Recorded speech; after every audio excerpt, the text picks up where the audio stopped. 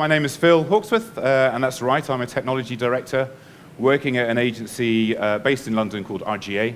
It's actually an American agency, but I'm in the London office. RGA are a company who makes products and services for clients, traditionally been thought of as an agency, and we build all kinds of things. No space tubes as yet, we'll see. But I'm predominantly focused on building things for the web. That's my background. So, in the interest of expectation management, it's fantastic to be, displayed as this. I see from a minute ago that I levitate as well. Let's just reset a couple of expectations. First of all, there's no way in hell my knees will do that. I can hear them crunching just thinking about it. Body shape, I'm fine with. It doesn't need to be accurate. I'll take that. I actually told a friend of mine, an illustrator, a designer that I'd worked with over the years, about this event and about how I'd been rendered this way, and he was like, no, that doesn't seem right. And he quite rightly observed that I wouldn't be able to get even into this lycra bodysuit. He thought I would struggle to get 1 foot in at all, and so was delighted to send me a picture of how he thought I should be rendered in this green superhero outfit. He's a little bit more accurate with the body shape, and I think the reason he was so happy to show me in this light is that he's a good friend of mine, but Steve and I have kind of enjoyed some kind of tension over the years working together, and we've had this kind of balancing act where, it's been difficult to make sure that we're building things in the way as they're designed, or really delivering on the promise of the design. And that's something that has happened in many places. It's not just my work with Steve or work at that particular agency. It has happened everywhere, and it's happened in different project teams, and I think it's a tension and a kind of a balancing act that many of us have experienced. At my latest agency, I've occasionally been known as the Dream Crusher, which is not a nickname I massively relish, but it's not unfair either. Steve, who I will occasionally refer to, this illustrator, was very happy to illustrate that for me as well, because he's been damaged by it. So damaged that he went on to an entire brand experience for me, creating a logo and turning me into not just a superhero, but a super villain, the Dream Crusher, who does crop up from time to time. So why is that? And I think the reason for that is that we do, as technologists in agencies, and indeed creatives in agencies, have to walk a bit of a tightrope. We have to figure out how we can deliver things in a way that work. And I'm interested in thinking about how we can turn those tightropes into something that propels us to create the best things possible. Now, before we get into the meat of this, slight disclaimer, I haven't got a lot of case studies in here for you. I've got one that I'll sneak in at the end, but more importantly, this presentation contains opinions, so brace yourself for that. Also brace yourself for the fact that basically I'm a bit of a web hippie.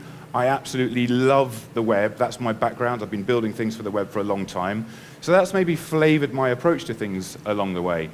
We talked earlier on about the value of sharing and how empowering that could be, and I think that's absolutely intrinsic in the web, right down to its building blocks. I always like to show this. I love URLs. I'm a bit of a URL nerd. And so, a URL is an incredibly important, powerful building block of the web, and it's something that we should appreciate. But for the purposes of this conversation, I just want to share with you something that someone pointed out to me, which I'm determined that you'll have to burden as well. And that is that every URL actually starts with HTTP double meh. And once you've seen that, you can't unsee it. There it is. There's the double meh in full of... So just be aware that now you'll never unsee that. That's for you to take away with. That's my gift. And so, okay, fine. Why am I talking about this? Well, effectively, I kind of often refer to the fact that building for the web can be hard. Poor technology guy, it's difficult building for the web. But it's difficult for all of us. We all have a difficult time building for the web. And one of the reasons for that, I think, is that there's this tension between the different teams that are involved in it. And conflict is maybe a bit of a strong word, but it does happen from time to time, and there's sometimes a bit of a tension. Sometimes we don't feel like every different discipline is delivering on the promise of some of the others. And I kind of want to do away with conflict and think just about the teams, but really the fact that there are many teams as well rather than a single team, that can be an issue as well. But certainly there are different disciplines and different teams at work, and each of them brings different values and things that they're aspiring to, and has different challenges to overcome. As maybe become clear, I'm from a development background, and so that means that the challenges that I'm maybe focusing on aren't always the same as the creative team that's involved. I spend a lot of time thinking about, how do we make the thing that we build work everywhere? Because there's a lot of devices out there in the world, and we don't know what we make is going to run on. We've just got no idea of that. New devices are coming out all the time, and we can't possibly cater for every single thing. Regardless of their capabilities, these things have different screen sizes, different aspect ratios, different resolutions. We can't possibly know what our design has to function on. Now, I made a little tool a few years ago that took analytics data from people who wanted to use it, and it would visualize the top 20 different resolutions and aspect ratios that were used to visit their site. And it's kind of scary, the variety that's there. It's kind of beautiful as well, I think. But it's interesting to me that across just a small number of sites, the variety in those is even huge as well. So we've got some challenges to overcome, and it can be quite difficult. So we've started to formalize a bunch of approaches. We've got these approaches. We've started to really understand progressive enhancement, this approach of building from a common base layer and then gradually improving the experience for the devices and as they become capable of doing more. We've started to understand a little bit more this approach of responsive web design, where we're responding for a flexible layout. And we're starting to build design systems rather than pictures of websites. The web isn't 1024 by 768 anymore. And a great system that has come out is material design. And material design gets a bit of a bad rep, I think, but ultimately it's been incredibly successful. Material design was created by Google as a design system for Google. It's intended to create some consistency across their products, their applications, their websites, regardless of where they exist. And I think it's done really well at that. The thing that it has also done has been so successful that people have started to borrow that and be swayed by it. And trends are something that really have an impact when we're building things for the web. So we're starting to see this bleed out elsewhere. But the kind of things that I'm describing here as technical challenges aren't really just purely technical challenges. They're actually challenges for the medium itself, for this kind of flexible thing of the web. And we don't really solve those challenges just through a technical approach. That takes incredible design expertise as well. And I think it's frustrating for many people to have to constantly learn new things and evolve new things to be able to cater for this kind of shifting canvas. The situation has evolved over the last few years where now we're not locked into our desktop. We're moving around a lot more. The variety of devices is huge. And so the way that we build things and also the way we design things now had to change radically. And going back to my friend Steve, he did this illustration. I love this picture. He did this illustration a while ago to accompany an article which talked about the homogenization of design on the web. And it's not difficult to see Steve's opinion showing through on that, where once upon a time he saw the web as this incredible playground, rich with opportunities to experiment with different ideas, do incredibly creative things, and then very subtly Flash got taken away, if you can just about see that in the middle. And new technologies came along that kind of flattened everything out, meant that we were kind of moving toward flat design and making everything look the same. Now, when this article came out, I kind of called bullshit on it. I didn't really believe it that much. And actually, I think there's a good point in there. We are following these trends and seeing what's popular and starting to do things in a way that's very, very similar. The thing that I disagree with here, I think, though, is that it's not technology that's done that. It's the problems that technology is there to try and solve. Many will have seen this. Many people recognize this. Which one of the two possible websites are you currently designing? I mean, that definitely kind of captures a feeling that I know many have got about the type of opportunities they've got when designing for the web. And so this is the kind of tightrope I'm talking about as walking. How do we balance what is desirable and creatively interesting and pushing the boundaries? Or I was talking earlier on about always pushing the boundaries and exploring new things and being brave. But when we're talking about the web, how do we make sure that actually reaches the audience it needs to reach? How do we make sure that we're creating something that's not just for our award reel or for us in the office, but actually for the audience it needs to reach? A beautiful PSD is a lovely thing, but until it actually gets out to the audience, it's just an artifact on the way. So, this kind of tension seems to often arise between these two kind of camps, technologists and creatives. But I'm kind of a bit troubled just by the word creative. Who really is creative anyway?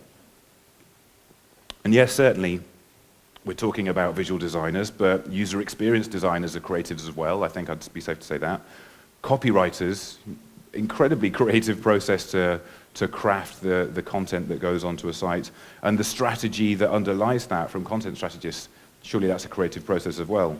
And you can extend that, planners and strategists, of course, are doing a creative role, as are information architects, front-end developers, platform architects. All of these people really, they're all creatives. They're all doing a creative task to solve a problem. And so, my argument really is that of course, we're all creative, and I think most of us would probably accept that.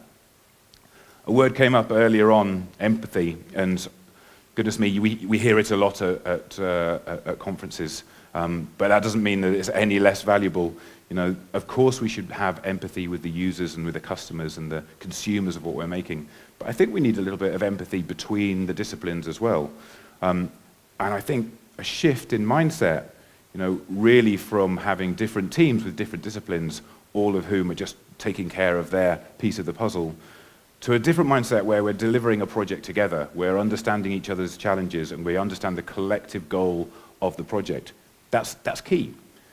And so what I've found is it's when there's a real appreciation of the different crafts at play all across the spectrum of the disciplines that I just talked about.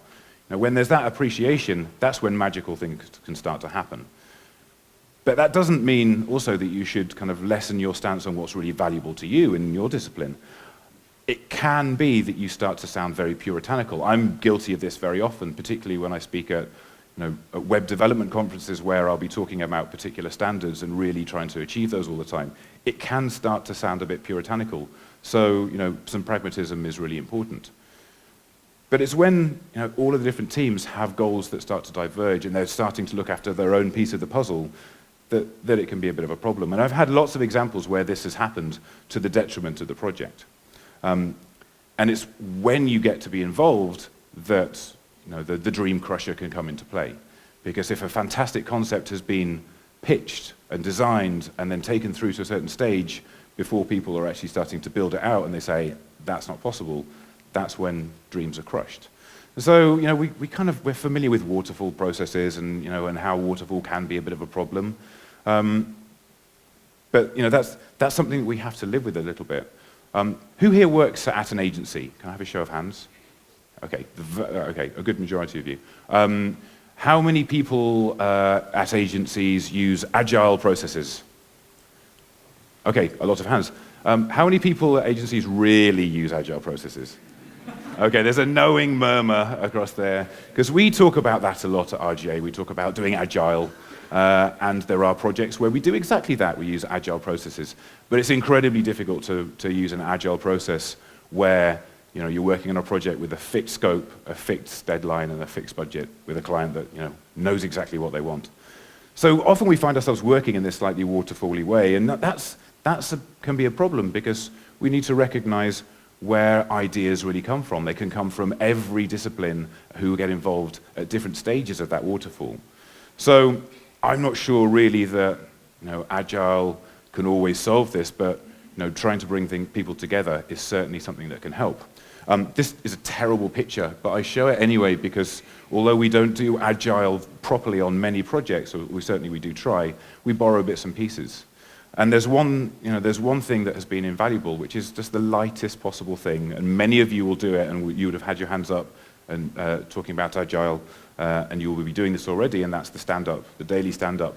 I show this picture because I like the fact that there's visual designers, user experience designers, there's front-end developers, there's a back-end developer, there's QA engineers, I can see a copywriter, and even people are dialing in remotely because our stand-ups are so amazing that we always get people in. And this seems like such a simple thing, and we kind of take it for granted, but these are amazing for creating a common perspective of what we're trying to achieve. It's not just a, what are you doing today, what problems did you have? Really, it does start to bring the goals of the project together so you understand the pain points that different people are having. And so that means that you don't just have to pick fights. You don't just have to protect just your piece of the puzzle. Picking fights is not something that we want to do. What we do want to do is really pick our battles very carefully, because of course you're going to have to make compromises, and of course you're going to have to fight for what's important, but it's being pragmatic and really choosing what things to keep hold of and what things just to let go. I mentioned some project that I had that had problems with this, and actually it turned out beautifully in the end, but along the way it was very, very difficult. This is a project we did for Google a couple of years ago, where it was using search data to then create an opportunity to see what the world had been searching for that year, and then to create articles and content around that to tell the story of what the world was searching for. And there were many pieces to this. There was a film that was made, there was a site that we made, and this site was something that had to be content manageable, it had to work in many languages, many devices, and it had to really have a huge reach. We weren't just talking about primary markets where there was good connectivity. This is something that had to live everywhere and be around for a very long time. And this is a classic example of a site where trends really were influential to the way that the creative took off in the original direction. The development team wasn't involved in this very early on. And so by the time we started talking about it, we'd started already moving down a particular direction. A couple of years ago, in fact, still now, I think, there's a bit of a trend for kind of full bleed background videos that play automatically when you arrive on the page. They look fantastic, and they suck on mobile, and they suck where there's poor connectivity. And so, we needed that perspective of knowing this had to reach a particular audience, or a wide audience, even better. And so, it was only through having fairly difficult conversations about how we could compromise on that design aesthetic for the sake of reaching an audience. It was only when we started bringing those teams together and recognizing what the common challenge of the whole project was, rather than the individual teams were, that we could make this come to life. And I'm really proud of this piece of work. It looks incredibly simple. There's nothing to it. But that's because of all of the work that went into it. There are earlier iterations that did incredible things, that did all kinds of fancy effects and different interactions that actually got in the way. One of the things that I love about this was when we went into the UAT phase, this was a bit of feedback. Testing took longer than expected because we were so distracted by the content, and that's one of the clients. I love this quote so much. It's such a wonderful kind of testament to the work that went into it. The fact that the client, while trying to look for issues in the site and making sure it satisfied, technically what they wanted, they got immersed in the content that it was the role of the site to convey. That's just a lovely bit of feedback. And I see that as a triumph, not just for the copywriting team that's on that, but also the UX team who managed to create an experience that would let the content come to the fore. Likewise, the visual design team for doing the same. And then the development team for making sure that it was built out in a way that it could work for all of these languages and all of these different bits of content and these different bits of imagery, and let the content flow forward. And so it's this kind of team alignment that allows things to be successful. When you've got the same goals in mind, then great things can happen. I kind of talk sometimes, about doing the right thing and doing the thing right. And I think that it's only when we've really identified the right thing to do that we can focus on doing that thing right. And we have to kind of come together in the first instance to make sure that we're focusing on the right thing. Now, delight can be found in many places, right? It's not just how it looks, but it certainly is part of it. It's also how it behaves, how what we make feels, how it reads, how it conveys the information, how it helps an audience. All of these things can bring delight and bring something to an audience. And we have to look sometimes, I think, beyond what might be obvious. Now, you could argue, the kind of stuff that I've been talking about, I'm at an agency that deals with big brands. We work for people like, I'm using the word cynical brands, and I was about to list brands. That seems like a mistake. But the big brands that we all know, you can sometimes think, well, agencies just work on big brands. They're just trying to shift product. I don't think that matters. I think what we're making, even for big brands that might just just appear that it's just another advertising campaign. These things are really important. I said that I would just show one case study, and it's just a very quick piece of work that I'm incredibly proud of. I should also, there's a disclaimer, I touched nothing of this project. My colleagues did incredible work in the New York office, our LA office in Chicago, around the network. They did this incredible piece of work. And I show this because, first of all, I think it's just a beautiful piece of work. But secondly, it really demonstrates something where so many disciplines have come together and obviously valued what's important from the project, not just been chasing their own aspect of it. I'll just play it for you now. Valentine's Day 2015.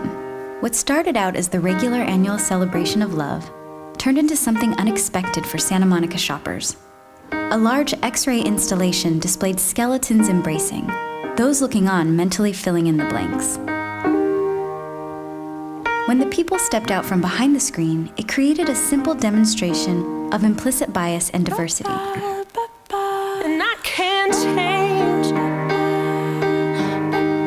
A video of the stunt was shared on YouTube and Facebook. Finally, the video that likely landed in your Facebook feed today, the dancing skeletons, the magic, and the message. A PSA about diversity doesn't just break the internet, it melts it.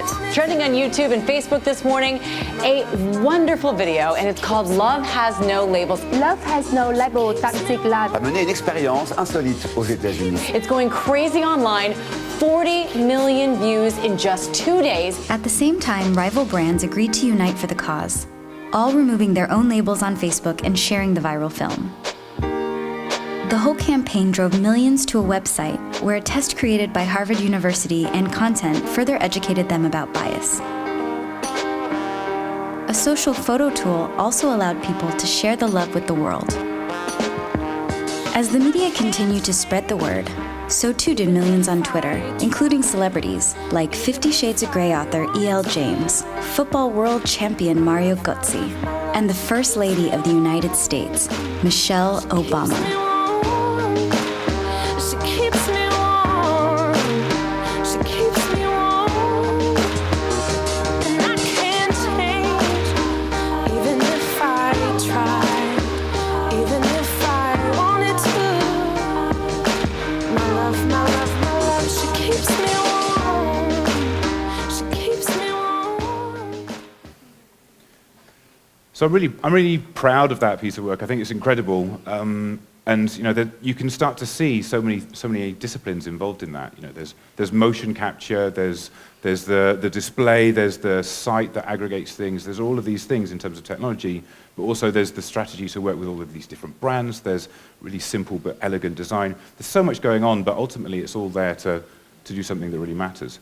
So I'm kind of running out of time, so I'll just wrap this up quickly. You know, I think what we make matters. You know, all of us in this room. What we make matters, whether it's a large global campaign that we're trying to send a profound message to change the world, or if it's a small service that helps just a small number of people but enriches their lives, or if it's a toy, a stunt, something that just brings some joy, or maybe inspires people on how they might approach design or how they might approach development. I think all of these things matter.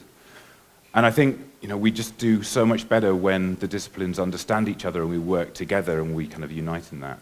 Because when we take these diverging goals and then we understand actually we're working towards the same thing and we bring those things together, that's when we can kind of get off this tightrope where we're kind of delicately walking the tightrope and really propel things to something that's much more profound and so much more powerful. So I'm out of time. Thanks very much.